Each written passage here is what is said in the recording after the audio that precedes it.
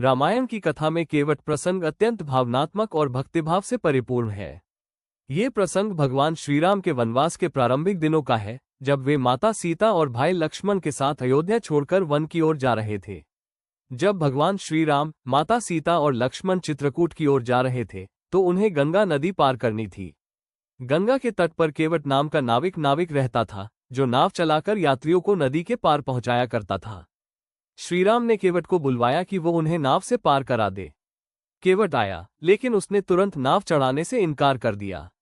वो हाथ जोड़कर बोला, प्रभु, पहले मैं आपके चरण धोऊंगा, तभी आपको नाव में बैठने दूंगा। केवट ने मुस्कुराते हुए कहा, प्रभु, मैंने सुना है कि आपकी चरण धूलि से पत्थर भी स्त्री बन गया। मेरी यह नाव तो लकड़ी की है, अगर यह भी किसी रूप में बदल गई तो मेरा परिवार भूखा मर जाएगा। उसकी यह बात सुनकर भगवान श्रीराम, सीता जी और लक्ष्मण सभी मुस्कुराने लगे। केवट का ये सरल भाव वास्तव में भक्ति का प्रतीक था। उसमें कोई दिखावा नहीं था, केवल गहरी श्रद्धा और सच्चा प्रेम था। भगवान ने केवट की भावना को स्वीकार किया। केवट ने झुककर भगवान श्रीराम के चरणों को बड़े प्रेम से जल से धोया। वो जल उसने अपने सिर पर छिड़का और हृदय से भगवान का स्मरण किया। इसके बाद उसने बहुत श्रद्धा से नाव में बिठाकर उन्हें गंगा पार कराए। पूरी यात्रा में वो बार बार भगवान के चरणों की ओर देखता रहा।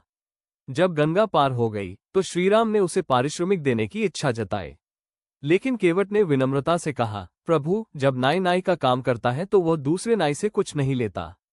आपने पहले सबको तार दिया, अब मुझे तार दिया, तो ये सेवा आपकी ही है, भाड़ा नहीं। इस पर भगवान श्रीराम मुस्कुरा उठे और बोले, केवट, तुम्हारी यह भक्ति और निष्ठा अमर रहेगी। भविष्य में जब मैं अवतार लेकर फिर आऊंगा, तब तुम्हें अवश्य अपना दर्शन दूंगा।